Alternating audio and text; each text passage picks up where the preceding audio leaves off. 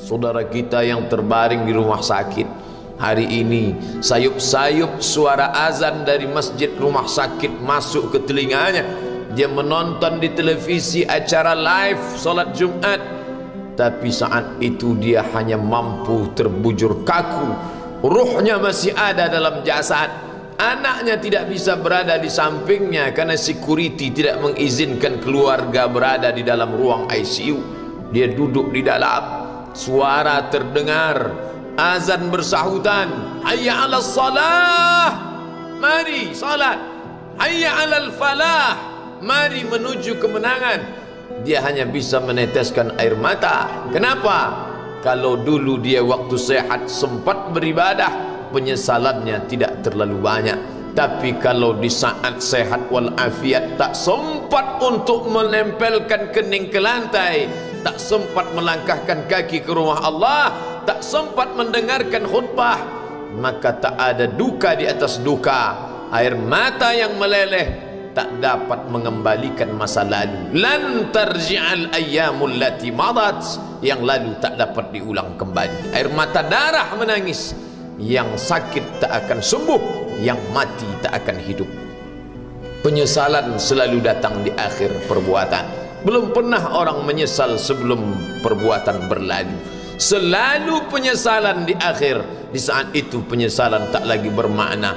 Apa kata mereka ketika melihat azab Allah? Rabbana, hai Tuhan kami, ya Rabb kami, absarna, mata kami sudah melihat azab, wa sami'na, telinga kami sudah mendengar suara tangisan, teriakan, pekikan di dalam neraka. Farji'na, kembalikan kami lagi ke dunia, na'mal salihah, kami ingin beramal saleh, inna muqinun, kami yakin seyakin-yakinnya. Tapi saat itu penyesalan tak lagi bermakna, karena dunia tak mungkin utuh semula, karena sudah menjadi sunnatullah yang lampau tak akan kembali. Idza sama'un fatarat, langit terbelah, wa idzal kawakibun tasarat, planet-planet bertabrakan, wa idzal biharu fujirat, lautan diledakkan, diletupkan, wa idzal quburu bu'asirat, semua yang dikubur dibangkitkan. Alimat nafsum ma qaddamat wa akharat, disitulah orang baru sadar apa yang dulu pernah aku lakukan. Wa qadimna ila ma amilu min amalin, semua amal mereka kami tunjukkan, kami datangkan. Ini amalmu, ini infakmu, ini wakafmu, ini sedekahmu, ini salawatmu, ini bacaan Qur'anmu, ini zikirmu. Tersenyum mata melihat amal. Faman ya'mal mithqala dzarratin khairan yarah. Tapi jangan lupa, apakah yang dosa-dosa itu dilupakan begitu saja? Yang buruk pun akan nampak juga. Faman ya'mal mithqala dzarratin syarran, sebesar ujung rambut, sebesar telapak kaki semut yang hitam, di atas batu yang hitam, di tengah malam yang kelam, di dalam samudra yang gelap, akan ditampakkan juga pada hari itu. Yauma tublas sarair, segala rahasia ditunjukkan, dan mata akan melihat dengan penglihatan yang nyata. Mulut tidak lagi bisa menjawab. Al-yauma nakhtimu ala afwahihim, hari itu mulut kami kunci, karena mulut itu yang dulu pandai mencari-cari alasan, bersilat lidah, maka hari itu lidah dikunci. Wa tukallimuna aydihim, tangan mereka kami buat bicara. Wa tashhadu arjuluhum, kaki bersaksi. Apa yang akan dibicarakan tangan, apa yang akan dipersaksikan kaki? Bima kanu yaksibun, semua yang pernah dilakukan di masa yang lalu. Berapa atasanmu sanggup memberi gaji sehingga begitu enteng kau tinggalkan solatmu?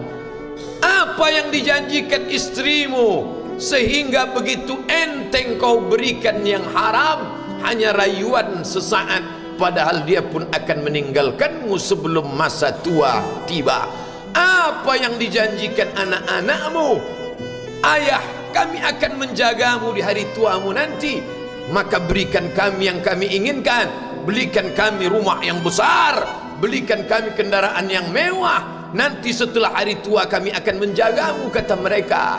Tapi setelah kita tua, dosa-dosa begitu banyak terkumpul, mereka pun meninggalkan kita di panti jompo yang penuh dengan kesunyian, hening, sepi. Suara cucu tak terdengar menangis karena mereka pun malu mengakui kita sebagai orang tua. Suapkanlah yang haram ke mulut mereka, berikanlah yang batil ke dalam perut mereka.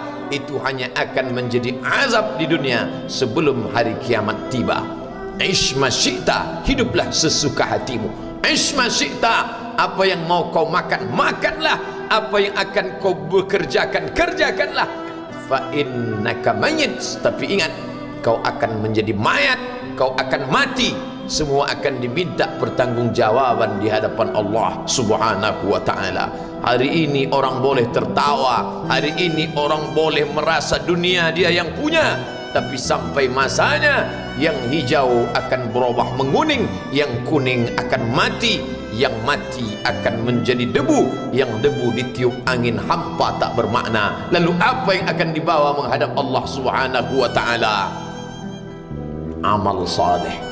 Kalau pernahlah mulut itu membaca sepotong dua potong ayat sebelum berangkat bekerja, kalau sempatlah masuk ke kamar mandi mengambil air wudhu, solat sunat duha sebelum berangkat bekerja, kalau sempatlah ketika duduk dalam suasana santai membuka iPad lalu dibuka Quran digital sambil melihat beberapa ayat merenungkan maknanya, mengingat mati, kalau sempatlah mulut mengucapkan subhanallah wa bihamdihi subhanallahil azim, kalau sempatlah anak istri dibawa ke masjid iktikaf mendengarkan pengajian, kalau sempatlah beberapa persen dari pendapatan itu dilimpahkan ke rumah anak yatim panti jompo masjid, kalau sempatlah beberapa meter tanah dibeli untuk pembebasan mendirikan rumah Allah, kalau sempat memberikan beberapa karpet untuk rumah yang selalu ditinggalkan, kalau sempatlah membelikan beberapa kilo beras untuk yatim piatu dan panti jompo, itulah yang akan menolong di hadapan Allah. Adapun rumah besar dengan beberapa semen, dengan beberapa busi yang banyak, semua akan menjadi tinggal kenangan. Mereka akan menjual, membagi-baginya. Tanah yang dulu harganya semeter 100.000 sekarang sudah menjadi 5 juta. Mereka akan bagi-bagi itu semua kepada ahli waris. Lalu kita hanya membawa 3 helai kain tipis yang tidak berjahit, dan itu semua menjadi milik orang. Kalau dulu mereka kita didik dengan pendidikan yang baik, di tengah malam mereka bangun menetes air matanya, lalu dia berdoa, Rabbighfirli wa liwalidayya warhamhuma kama rabbayani shaghira, seperti tetesan embun di tengah gurun Sahara yang panas. Kalau sempatlah mereka berdoa, Allahumma ighfir lahu warhamhu wa'afihi wa'fu anhu, maka mengalirlah air yang sejuk ke tenggorokan yang kering.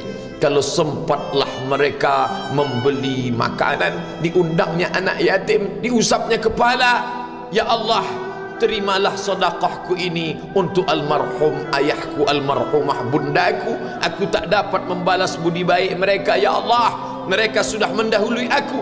Maka akan mengalirlah itu sebagai perlipur lara di tengah alam barzakh sementara kiamat tiba.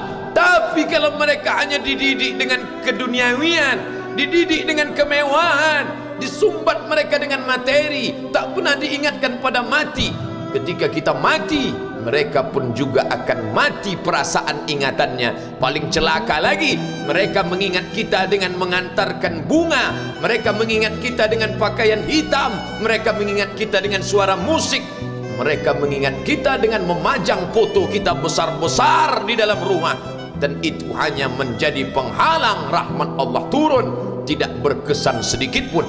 Mereka sedang menyangka kalau dinyanyikanlah lagu kesenangan kita, terobat rindu hatinya. Kalau dipajangnya foto kita, dilingkarkannya karangan bunga, puas rindunya.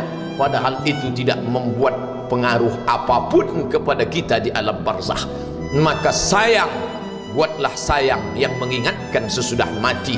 Kalau rindu, buatlah kerinduan yang membuat dia akan tetap mengalir sebagai satu amal sesudah kematian. Idza matal insan, kalau manusia mati, inqata'a, dulu rajin membaca Quran berhenti, dulu rajin salat tahajud berhenti, dulu rajin menghatamkan segala yang baik-baik berhenti. Tapi ada yang tetap mengalir. Di antara yang mengalir itu adalah shadaqatun jariyah.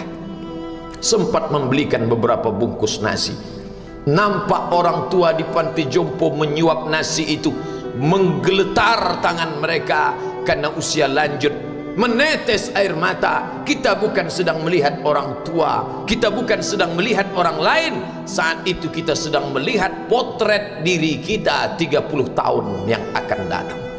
Di mana aku 30 tahun akan datang? Surga, kenikmatan yang luar biasa, tapi dia tidak akan dimasuki oleh orang yang biasa-biasa.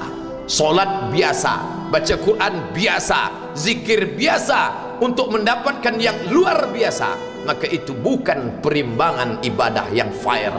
Hanya dengan solat wajib biasa, hanya dengan baca Quran biasa, hanya dengan zikir biasa, hanya dengan sedekah biasa, berharap akan masuk ke dalam surga yang luar biasa, maka sungguh bukan suatu perimbangan perniagaan yang seimbang antara makhluk dengan Khalik Allah Subhanahu wa ta'ala.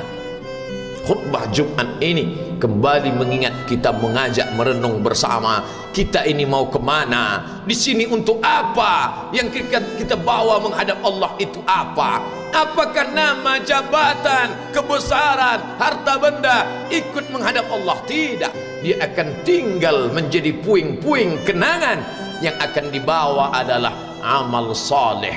Makanya kita selalu berdoa selesai wudu, Allahumma ja'alni minat tawabin waj'alni minal mutatahhirin, ditutup dengan waj'alni min ibadikas salihin, karena orang yang saleh lah yang selamat dari kerugian, yang lain rugi. Innal insan, semua manusia lafi khusrin, rugi. Yang kaya rugi, yang punya kuasa rugi, yang ganteng rugi, yang punya anak rugi, yang punya istri rugi.